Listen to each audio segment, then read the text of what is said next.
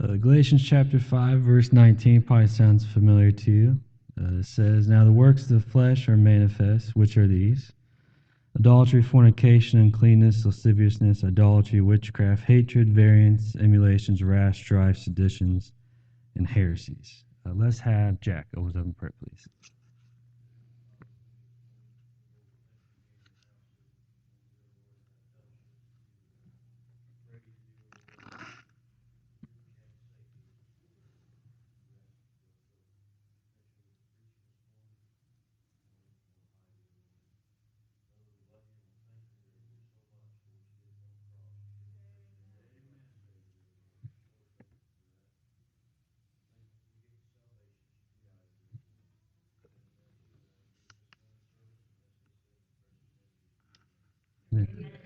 You guys can see it. So the top of my message this morning is why so angry.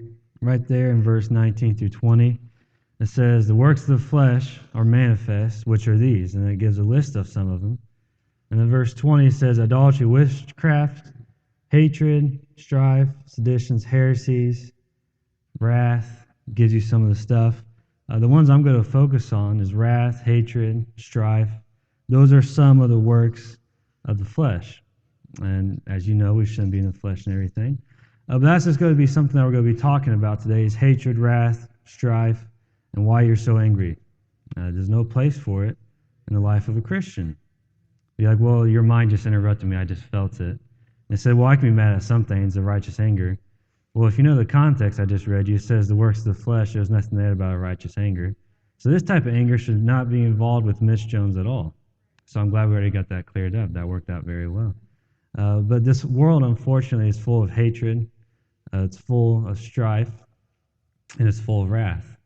Why is that? Is because people live in the flesh. And that's a product of living in the flesh is wrath, hatred, and strife. And then that can get in the church at times, and people will think, well, the church is very hateful and mean. You're like, well, that's not true, but it could be true at times if the church is in the flesh.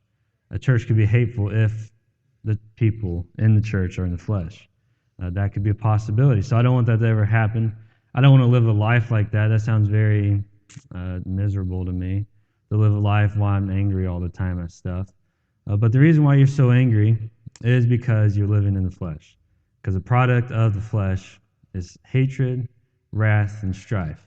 You're like, well, I don't think the world's that full of anger, Mitch. I think people are pretty calm-headed. Just turn the news on, and you see people aren't that calm-headed. Why is that? Because people are in the flesh. Believe it or not, people hate each other over certain things out there in this world. Like, you hate somebody over that, really? Like, why would you hate somebody over that? Why? Because you're in the flesh. I don't even know what a good one would be. Something everybody knows. Let's see. I turn the news on. What am I going to hear on the news? What's something people argue about in the news? Let's say COVID. Do people hate somebody over COVID? They do. Why? Because they're in the flesh. Why would I hate somebody over that? That wouldn't make too much sense. I'm a Christian, right? That's the least of my concerns. I'm trying to get people saved. I'm trying to serve the Lord. I'm not trying to hate people over something on the news. That's just something on the news people are going to hear. Politics, sports, I guess. A lot of things people hate each other over. I don't watch the news too much, to be honest with you. But I do know all they do is fight and argue on the news. I do know that much, I'll be honest with you. But that's something that if you're involved with, is hatred, wrath, and strife, just know you need to fix some stuff because you're in the flesh. Just know, okay, why would I have that feeling? Why would I hate somebody for something like that? Whatever it might be, X, Y, Z. That doesn't make sense. Well, it makes sense if you're in the flesh to hate somebody over that stuff. That does make sense in the flesh. But in the spirit, it doesn't make sense. Because if you keep reading, what's the fruit of the spirit, verse 22? Hatred, wrath. I hate that person. It's actually the exact opposite. If you're in the spirit, what is it? Love, joy, peace, long-suffering, gentleness, goodness. You'll be gentle with people. I'm not going to hate you. I'm going to be gentle with you. I might not like what you did, but if I'm in the spirit, guess what I'll still be? I'll be gentle with you. I'm going to show you a story in the Bible where somebody did something that was out of the flesh, and he hated the person in the flesh. And what do you think this person in the spirit did? They were gentle with him. They had long-suffering for him. The person was wrong, but the person in the spirit actually had some fruits of the spirit, and you're going to see it manifested. So it's going to be very easy to figure out if somebody's really in the spirit or the flesh. And I feel like that's going to be the biggest battle you're going to have, is you just staying in the spirit, not being in the flesh. Because in the flesh, you will hate people. The world is full of that stuff, and that stuff I didn't join the church. I didn't want to be a preacher to hate people. I didn't want to be a preacher so I could sit here and just envy everything you got, or, be wrath and just tell everybody what they are, and this is what I think of you. But in the flesh, that's what you do to people. But in the spirit, you'll have goodness, gentleness, peace, long-suffering. That's why I joined. So I think it's a good message where if you're not careful, you won't think too much of it because it's so simple. And you know the story of Saul and David. You're like, oh, I know that story. But I'm going to show you Saul lived a life in the flesh and David lived a life in the spirit, and how that's going to manifest itself to you. You're going to be able to tell, oh, David was in the spirit. How? Because he had fruits of the spirit. Oh, Saul was in the flesh. How? Because he had fruits of the flesh. He hated David for no reason but his own. People hate you for no reason but their own. And not for some reason, but a reason why people are hate and wrath, you're going to find out, is because they're scared and they're fearful of stuff. That's why Saul hated David. And I'm just prepping this, and I'm going to show you in the Bible. Saul hated David because he was scared to fight Goliath himself. Saul hated David because he was scared to serve the Lord himself. People hate things because they're scared to do it themselves.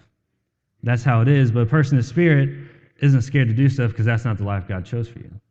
You're not in the spirit of bondage and fear and stuff. I don't have to worry about that stuff. And when it's my time to die, it's my time to die. I don't got to worry about it. So hopefully this will help you out a little bit to live a life in the spirit, not the flesh, because who wants to be a Christian and be miserable?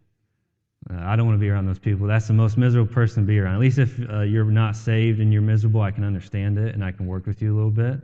I could have a lot more compassion. It's a lot more easier, because I'd be miserable too if I wasn't saved.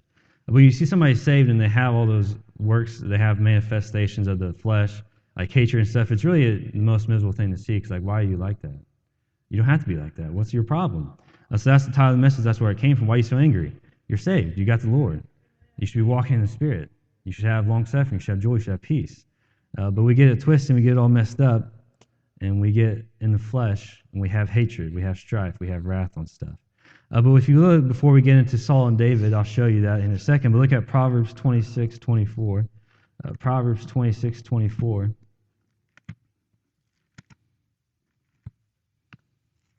Proverbs chapter 26, verse 24. I will show you, if you choose a life in the flesh, well, one day it will come, and it'll be in front of the whole congregation, you'll get called out on it. I'm not going to call you out on it here, but we're talking about the judgment seat of Christ. The Lord's got problems with that. You think, oh, the Lord don't have problems. He has problems with you having an attitude, because that's not the life He chose for us. So at the judgment seat of Christ, we get called out on some stuff. If you live a life in the flesh, you'll be the most miserable person with hatred, wrath, envy, strife, all that stuff. Proverbs 26:24 says, he that what? Hateth, who hates people who are in the flesh, people who are serving their flesh, that's who hates. He that hateth dissembleth with his lips, and layeth up deceit within him. When he speaketh fair, believe him not, for there are 7 abominations in his heart. Verse 26 is the part I want to show you. Whose hatred is covered by deceit, his wickedness shall be shown before what? The whole congregation. So one day, judgment seat of Christ, we're really going to know if you had hatred. We're really going to know. And it's going to be shown in front of the whole congregation. Praise the Lord, I don't have to do that today to anybody in here. That would be very terrible, but it's going to be even worse at judgment seat of Christ. If you get up there and the Lord's like, you lived life in the flesh, you lived a life like Saul, and chose hatred, wrath, and strife, all because you were too scared to serve me, to do it the right way.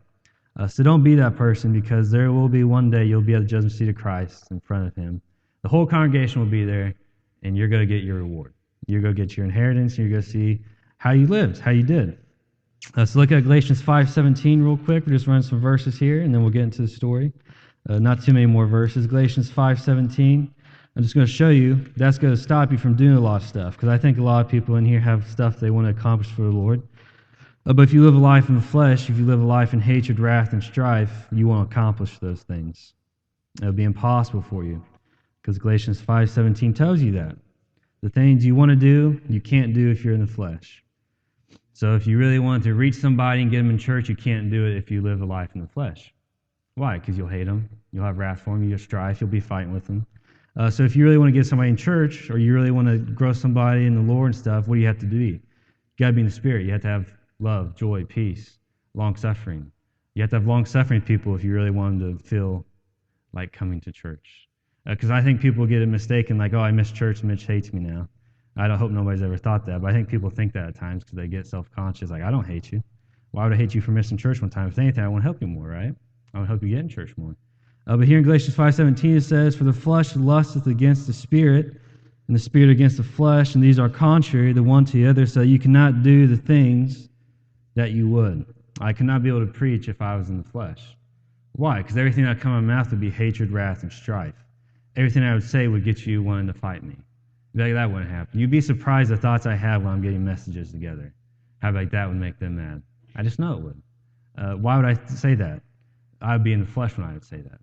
I promise you, every message I have, there's something that pops in my head like, yeah, I would say that in the flesh. I would say that in a heartbeat to somebody.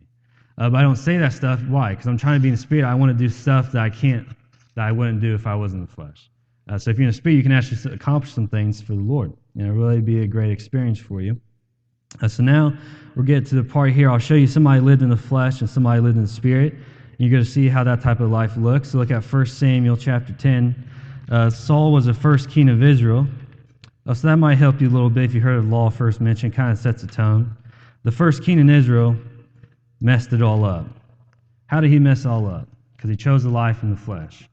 You're the king of your life. You know, Jesus Christ is the king. But you make decisions every day. And you can mess it all up by living in the flesh. You could be exactly like Saul. Saul got a chance to be the captain over the Lord's inheritance here, Israel. And you have a chance to be the captain over your inheritance, and you might mess it up. So we got to be very careful that we don't mess it up and get in the flesh with hatred, wrath, and strife. 1 Samuel chapter 10, verse 1. Hopefully everybody knows who Saul is. I'll show you here. He got appointed king of Israel, and he's put over the captain of the inheritance. And that's a big point I'll make here for a second, because you're the captain of your inheritance.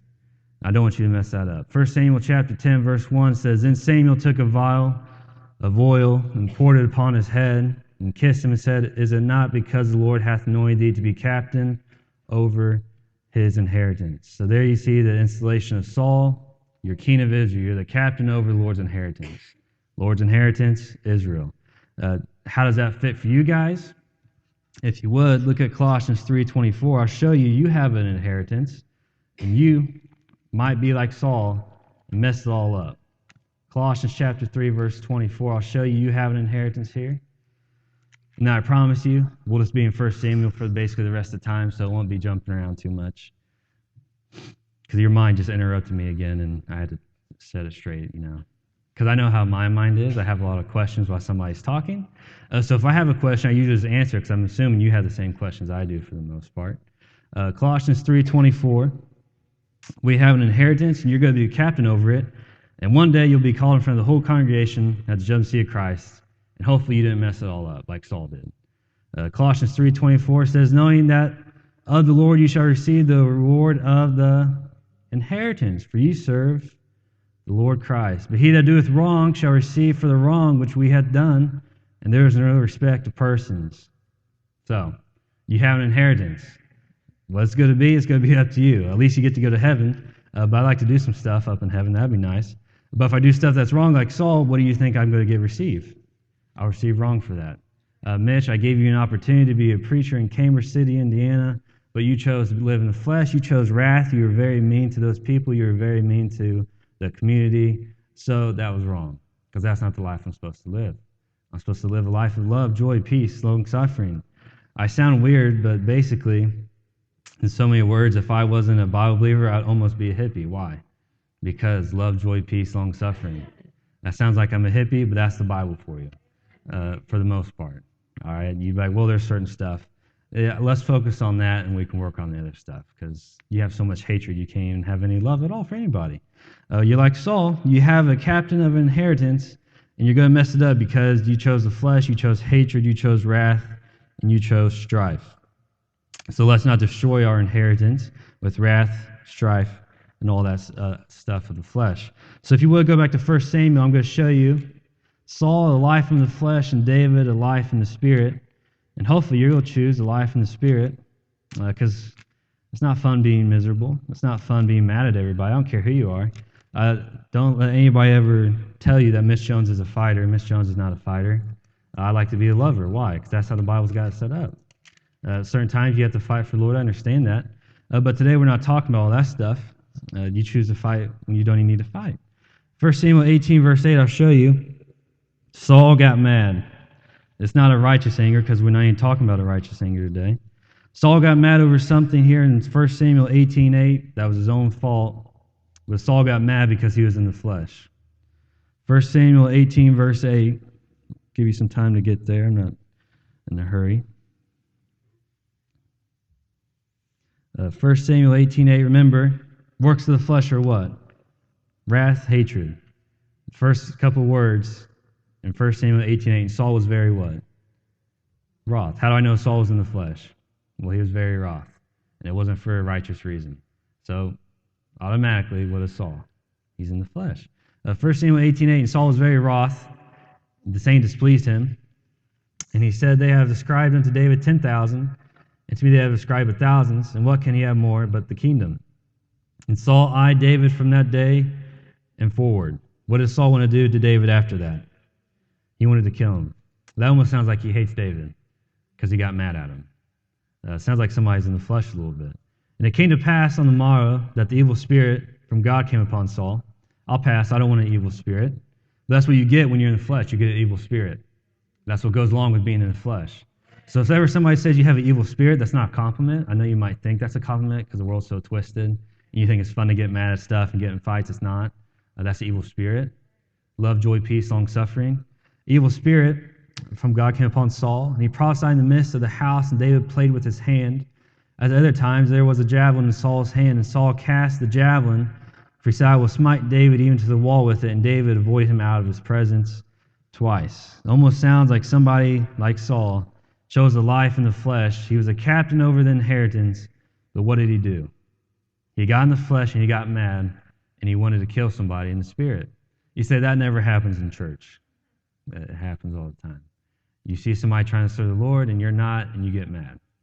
And you try to get them out of church. And that's why I want to avoid. You see somebody out in the world, you try to reach them maybe, but you choose not to. Why? Because you're mad. They made you mad about something they said about politics or something, or about that. Or, well, that person is a Colts fan. I don't like the Colts, so I don't want them in church. Could you imagine if I actually said that? I'm really not a Colts fan. I don't care if they win or lose. It don't matter to me. So if you're a Colts fan, I don't want you here today. Some people are like that, though, when it comes to politics or world stuff. Like, what are you talking about? Don't matter to me at all. We're here for the Bible, right? So, Saul got mad. Why did he get mad? Because he was in the flesh. Because Saul got mad at David for his own shortcomings. Why do I say that? It says in verse 8, why did he get mad? They have ascribed unto David 10,000, and to me they have ascribed but thousands. Well, Saul, you could have been ascribed 10,000s, but you didn't choose to fight Goliath. You didn't choose to come to church because you chose to live life in the flesh. So you missed out on that opportunity to serve the Lord. So when somebody gets some glory for serving the Lord, don't get mad at them because you didn't get it. Well, you weren't here to serve the Lord, so what do you think was going to happen? You thought you were going to get some glory from the Lord just because you're you? I guess that's what Saul thought. I guess Saul thought everybody just loved him because he's Saul. I guess they thought I'll get rewards just because I'm Mitch Jones. That's not how it works. So when you get some rewards, you get some glory, I'm not going to be mad at you. Okay? If God really wanted you to be teaching here today, it would not make me mad at all. I'd be like, hey, I understand. It's your time. Go ahead. But that's not what Saul thought like, was it? Because he's in the flesh. And what do you do when you're in the flesh? You're scared that you're going to lose your kingdom. And that's what Saul was scared about. If you read the end of verse 8, what can he have more but the kingdom? Because Saul knew if he was in David's situation, he would take the kingdom from him. Because that's what people in the flesh do. They're to conquer what you got. Oh, I like what you got. Let me take that. But guess what? David wasn't like that, was he? David was a man of the spirit, so David was like, you can have it until the Lord wants me to have it. I don't care. But Saul didn't think that way because he's in the flesh. He's like, well, David wants my kingdom, so now I got to kill him because now he's greater than I am. You believe it or not, there's going to be people that are greater than Mitch Jones. I'm not going to be the number one. I hope I am. I don't know the rankings, but let's just say I'm not. I'm probably pretty sure I'm not. There's going to be greater servants of the Lord than Mitch Jones. Am I supposed to be mad when they get more glory? Absolutely not. Let's just be honest. You don't have to raise your hands because, then it'll make me feel bad. Do you think David was a better servant of the Lord than Mitch Jones? Yes, I do. I think that. I think everybody in here thinks that. So when David would get more glory, well, I'm mad about that. Why would I be mad about that? David did more for the Lord than I did. But that's not how Saul looked at it, because Saul was in the flesh. And that's how people in the flesh look at it, because they're it's all about, I got to survive. This is my kingdom. I got to make this thing last. All about, all about me, basically. So I'll show you here in 1 Samuel 10:23 that if anybody should have been fighting Goliath, that it should have been Saul. And that's why Saul got mad, because he knew he should have fought Goliath, but when he didn't, it backfired on him, and now David's greater. Well, you didn't fight Goliath, so you're not going to get that glory. You didn't come to church, so you're not going to get that glory. Just don't be mad at me when I get the glory and you don't, or vice versa. 1 Samuel 10:23, I really feel like if people thought, well, I really want to preach, but I think Mitch would start getting mad if I got really good at it and be like threatening his position. I promise you I wouldn't think like that at all. Why? Because I want to be in the spirit, like, dude, I'm so happy you're preaching. But in the flesh, that's how I would think, right? Well, I don't think you should preach, because then if you get really good, you might, I can't have that, because this is my kingdom, That's how people are. 1 Samuel 10:23, I'll show you. If anybody's supposed to be fighting if anybody's supposed to be fighting Goliath, it should have been Saul. Why do I say that? 1 Samuel 10:23 says, they're talking about Saul here, and they ran and fetched him thence, and when he stood among the people, he was higher than any of the people from his shoulders and upward. The biggest man Israel had was who? Saul. So I'm not being mean. If some big guy came in here, I'm looking for the biggest dude in here, like, dude, go fight him. No offense, I wouldn't look for the small person in here, like, go fight him. I'd be like, Jack, take care of it, Do something, Jack. I'm smaller than you. You got to do something for me. I can't do nothing. This guy's big. That's how it works. That's how it works in fighting. You fight guys the same size, because somebody who weighs 100 pounds can't, that's unfair, right? But here, the Saul fight Goliath. I didn't read anywhere in the Bible so far. I've read it a few times, and I never read in there where Saul stood up to Goliath and fought him, even though he was the biggest man in the camp of Israel. But he didn't have something that he was missing. What was he missing? He wasn't living a life in the Spirit. But David was. If you read about David, what was he? David was nobody. He was a little shepherd. David would have like, oh, okay. They act like David wasn't that great to look at times. You wouldn't have thought too much of him. But that's not what we're looking at when you're in the Spirit. But people can get upset with that because Saul was in the flesh. He was big, he was tall, but he didn't have the heart. He didn't have the Spirit to go fight Goliath. And what does that mean? He was afraid. Look at 1 Samuel 17:11. 1 Samuel 17:11. And people who are mad, the truth is they're really just afraid. 1 Samuel 17:11. And they're afraid because they're in the flesh. 1 Samuel 17:11. I'll show you Saul was greatly afraid of Goliath. 1 Samuel 17:11. Remember, I'm showing you this because Saul got mad at David when he killed Goliath because he got ascribed 10,000 and he only got 1,000. Well, that's your own personal problem because you didn't go fight and you didn't get the glory from the Lord. You got to do stuff for the Lord to get glory from. 1 Samuel 17:11 says, when Saul and all Israel heard those words of the Philistine, they were dismayed and what? Greatly afraid. Now verse 12 says what? Somebody else shows up though. At least somebody got some spirit to him. Now David. So everybody was afraid till David showed up. It shouldn't have been like that. But Saul lived a life in the flesh. A king, I'm being honest, if you're the captain, if you're the king, you're the biggest guy in there, you're the leader, you should be the one fighting. That's the way it is. It don't matter if you think you're going to win, don't matter if you think you're going to lose, it's your duty to go fight. This is how it is. If you lose, you lose, but at least you went and fought. But Saul was in the flesh, and he didn't choose to do that because he was afraid. But David showed up, and he did it. So that should kind of show you the mind of the flesh and how weird it can be. Saul hated somebody because he was afraid to go fight, and that person went and fought that fight courageously, killed him, came back, got glory from it, and now I got to kill you for that. You mean I got to kill you for the thing you was afraid of? That's the mind of the flesh. It makes no sense. That'd be like a bear coming in here, Jack killing it with his bare hands. Like, sorry, Jack, you showed me up. I got to kill you for that. Now, I wasn't going to do it because I was scared, but you showed me up, so we can't have that. And that's exactly what Saul did. That's the mind of the flesh, because the mind of the flesh is wrath, hatred, and strife, and it's all about yourself. But if you're in the Spirit, you're like, thank you so much for killing that bear.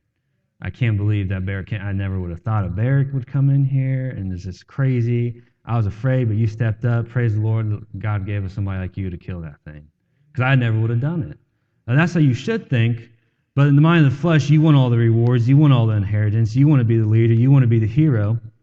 But really all you are is afraid. And then that turns into wrath and hatred, because basically you hate yourself for that. Because that's not the way we're supposed to live our life. We're supposed to live our life love, joy, peace, long-suffering. That's the way we're supposed to live our life. But that's the mind of the flesh for you. It's a weird thing. Saul missed a great opportunity to stand up and fight in the Spirit. And he didn't do it, and he was mad about it, and then he's got to take it out on David, essentially. So it's always a weird thing when people like start missing church and they think, oh, Mitch hates me. I don't hate you at all, but that's what they think because they're like Saul. Like, well, now, that's just not how it works. That's not how it works at all, right? David was just trying to help, wasn't he? David was just trying to help out the cause for the Lord. And in turn, that almost tries to get him killed. I'm just trying to help out the cause for the Lord. I want people to come to church, and I want them to read their Bible. But in turn, people are going to hate you for that. Why is that? Because they're in the flesh. Now, I don't want to be the person in the flesh. If you would get on me for not reading my Bible, I'd be like, thank you. You really know what's right for me. I appreciate that. But some people might hate you for that because they're in the flesh. So we don't need to be people like that, because when you choose flesh, you choose hatred, and you choose fear, and that's not the life God chose for you. Look at 1 Samuel 18:14. I want to show you David chose a life in the Spirit here. And how do you think David reacted to all this? Well, if you're in the flesh, you wouldn't react this way. So this is how you know David was in the Spirit. 1 Samuel 18:14.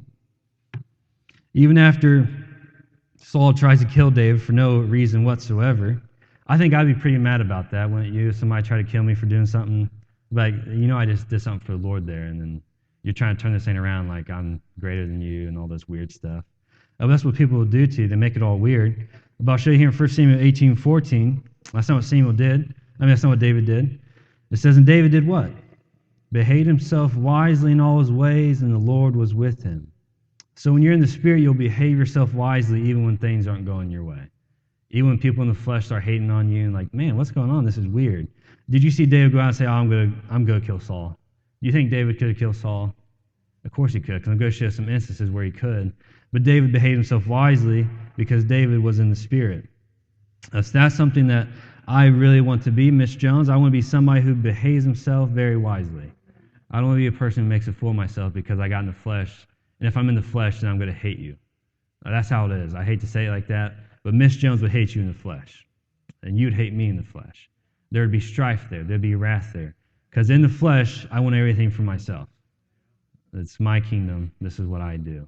And if you tell me to do something else, I don't really care because I don't listen to nobody. And that was Saul. If you read a little bit of the story of Saul, he was very disobedient to the Lord.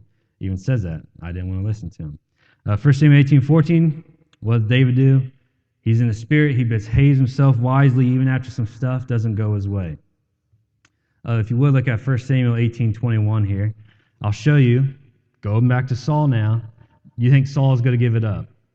No, because a person in the flesh doesn't give it up because they stay in the flesh. The only reason you can change it is you get in the Spirit. 1 Samuel 18:21, I'll show you a person in the flesh just wants to be a snare. Those are fun people to be around, aren't they? To be a snare to you. Everything Saul did was try to mess with David. For the rest of his life, that's what Saul wanted him to do. All because of the Goliath thing. All because he was afraid. All because he chose a life in the flesh. 1 Samuel 18:21, and Saul said, I will give him her, talking about his daughter. Oh, Saul's just trying to be nice so David can have a companion, right? I'm so glad.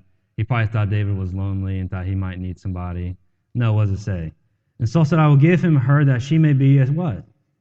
A snare to him. The only reason why Saul wanted David to have his daughter is for her to be a snare to him. Everything Saul did for the rest of his life was dedicated for being a snare. And that's how my life would be if I lived my life in the flesh. Everything for the rest of my life, all I would do to you is be a snare to you.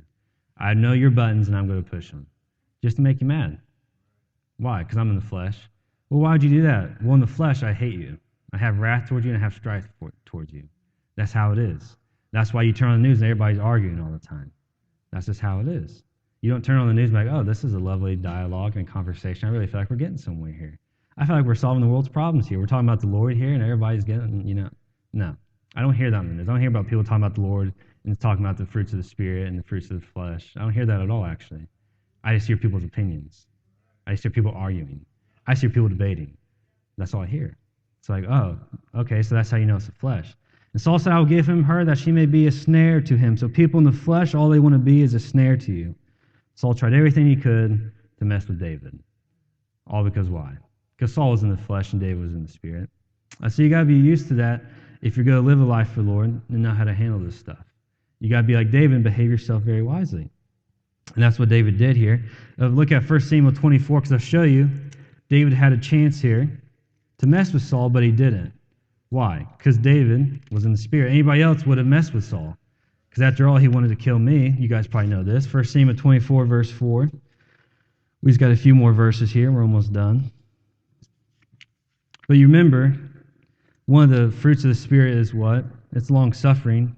And you could say David was very long-suffering with Saul. A lot more than anybody in the flesh would be. Because anybody in the flesh, if they have a chance to take you out, I promise you, they will. 1 Samuel 24, verse 4 says, And the minute David said unto him, Behold, the day of which the Lord sent thee, behold, I will deliver thy enemy into thy hand. Thou mayest do it to him as it shall seem good unto thee. Then David arose and cut off the skirt of Saul's robe privily. Verse 7. So David stayed his servants with these words and suffered them not to rise against Saul. But Saul rose up out of the cave and went on his way. Could have David killed Saul right there? He could have, but all he did was take the little skirt off. Just took a little piece of a skirt. And if you read, David even felt bad about that. If you read the stories, like, I shouldn't have done that. But somebody in the flesh, if they have a chance to knock you out and sucker punch you, what are they going to do? Just look at YouTube. Just look at fights. That's what people do. If they have an upper hand on you, I promise you, a person in the flesh will take advantage, because you think Saul would have done the same thing for David? Absolutely not. Saul wanted David dead, and he took every opportunity he had to try and kill him, and he still couldn't. You think somebody playing a harp and you had a javelin in your hand, you could probably get to work. You're like, I could kill him. But no, you can't. Why? Because the Lord was with David. So you got to be very careful of messing with people in the spirit, because the Lord's going to protect them and take care of them. 1 Samuel 24:17, I'll show you here.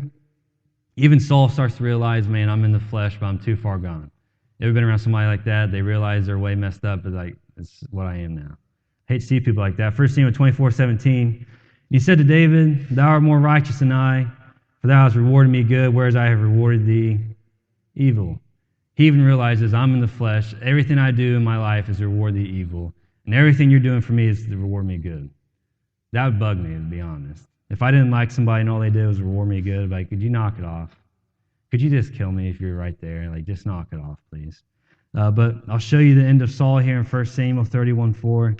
The end of a person who chose a life in the flesh, the end of a person who chose a life of hatred, wrath, strife, is he ends up on his own sword. All you're really doing when you choose hatred, wrath, and strife is piercing yourself. Nobody else. You're just piercing yourself. Did David handle it? David handled it because he was in the Spirit. So all Saul was doing his whole life from that point on was hurting himself. And at the end of his life, 1 Samuel 31:4 says, Then Saul said unto his arm bearer, Draw thy sword and thrust me through therewith, lest the uncircumcised come and thrust me through and abuse me. But his arm bearer would not, for he was sore afraid. Therefore Saul took a sword and did what? And fell upon it. That's a good picture of how you end your life if you choose hatred, wrath, strife. If you choose a life in the flesh, you just pierce yourself. You're just hurting yourself. So why would anybody want to do that? Why would anybody want to live in life in the flesh? It doesn't make any sense. All you're doing is hurting yourself. So the best thing you can do is take a message like this, be like, okay, I don't want to do that. I don't do that at all. So what does the Bible tell you to do? The Bible tells you to live in the Spirit. Look at Psalms 37. It tells you to cease from wrath, because if you don't cease from wrath, you're just going to end up like Saul there. Psalms chapter 37. I only got a couple more verses. Psalms 37, verse 8. The Bible tells you to cease from wrath, because if not, the end of Mitch Jones' story will be he got hung up on hatred, wrath, and strife. He got hung up on the flesh, and he just kept piercing himself until it totally corrupted him. What did Saul do with the Lord's inheritance? He did nothing with it but mess it up. What could you do with your own inheritance? Nothing but mess it up. Listen, I'm 25 right now, so for the rest of my life, if I chose to be like Saul, all I would be doing is piercing myself and hurting my own inheritance.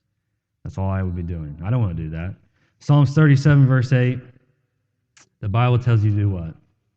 Cease from anger. Why does it tell you to do that? Well, we learned today, anger, wrath, strife, that's works of the flesh. Works of the flesh is being a guy like Saul who gets mad at somebody getting glory from the Lord for something I didn't want to do.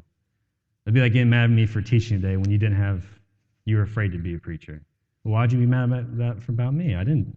I just chose to do it, and you chose not to. That's what David did, so you shouldn't be mad at him. Cease from anger and forsake wrath.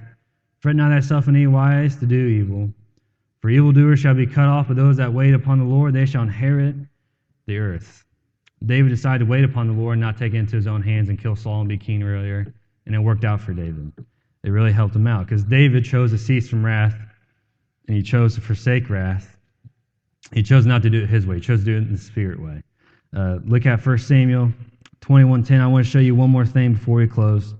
I want to show you David did have a lapse at one point in his life here with Saul, that he did get afraid.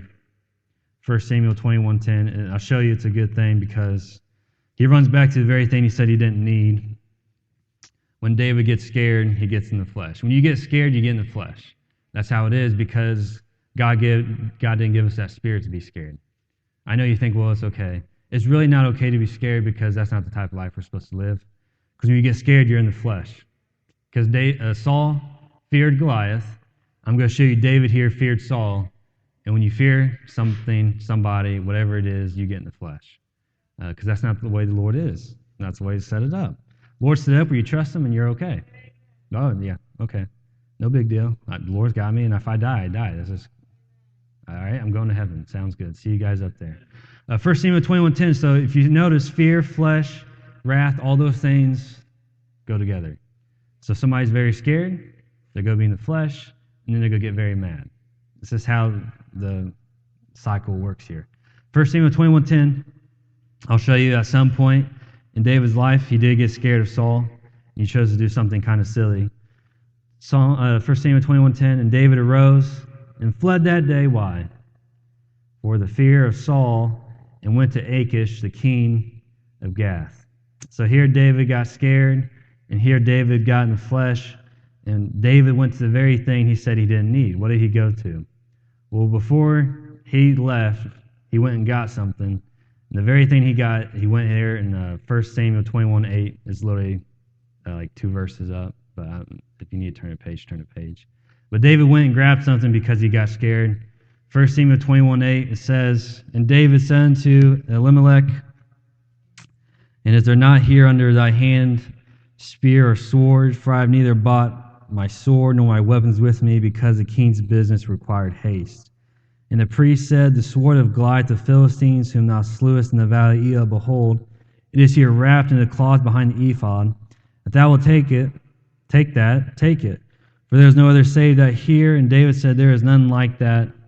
Give it me. It's funny how when David got scared, he went to the very thing he said he didn't need against Goliath. I think it's kind of funny how the Lord puts that there. The very thing the Lord gives David is Goliath's sword. I feel like that should be a telltale sign. Because if you know the story, what happens when Saul's trying to give David a sword and everything to fight Goliath? He says, I don't need that stuff. I don't need any of that stuff. I got the Lord on my side. Just give me 5 rocks. We'll go out there and I'll kill him. I'll be back. No big deal. I don't need any of that stuff. Because when you're the Lord, you don't need all that big stuff like Goliath had, do you? But when you get scared, you go back to the flesh like, yeah, give me Goliath's sword. That's the biggest sword I've ever seen in my life. Get it to me now. I'm scared for my life. Give me the biggest bazooka gun you got out there. Call the military in here and we'll get it figured out, right? David got scared. When you get scared, you go back to the very thing you said you didn't need. Because, well, we can turn there. Let's see. 1 Samuel is like 17 there. 1 Samuel 17. 1 Samuel 17:38. So I didn't read you. If you read the story of David and Goliath, you don't read David killing Goliath with a sword, do you? No. Why? Because I don't need that stuff. 1 Samuel 17:38. And Saul armed David with his armor. He put on a helmet of brass upon his head. Also, he armed with a coat of mail. So this is some pretty big stuff for David because Saul's bigger than everybody else, remember? So he's giving the biggest stuff they have. I know you're going to a big fight, so I'm going to give you the biggest stuff I got here, man, because it's going to be a hard one. And David girded his sword upon his arm, and he essayed to go, for he had not proved it. And David said to Saul, I cannot go with these, for I have not proved them. And David put them off him. And he took off his staff in his hand and chose him 5 smooth stones out of the brook and put them in a shepherd's bag which he had. Even a scrip and a sling was in his hand. And he drew near to the Philistines. And what did David do with that little 5 smooth stones? In verse 48, and it came to pass when the Philistine arose and came to drew nigh to meet David, that David hasted and ran back to Saul and said, I need that sword back, please. And that was it saying. David hasted and ran toward the army to meet the Philistine. With what? 5 smooth stones. But you see, when David got scared, what did he say? I need the sword. Give me the sword. But there he said, no, I just need the smooth stones. Give me something I know. Give me something like the Bible that I know will take care of me. I don't need a bazooka gun to take care of. The Lord's going to take care of me. But when you get scared, you get in the flesh, and you choose stuff you don't need. You didn't need Goliath's sword. You had the Lord on your side. But that's how we are. We get in the flesh, and we get all crazy, and we get all weird. The mind of the flesh is the weirdest thing you'll ever run into. Hopefully you realize that today with a little bit of Saul, how he got mad about something that was his own fault. Like, it's your own fault, but that's the mind of the flesh. One more verse. We'll close with Galatians 5:24. This is why this is an important verse. It says to do what? It says to crucify your flesh. They that live in Christ are going to get rid of that flesh. They that live in Christ aren't going to have hatred, wrath, strife, envy, murders, all this stuff. Galatians 5:24.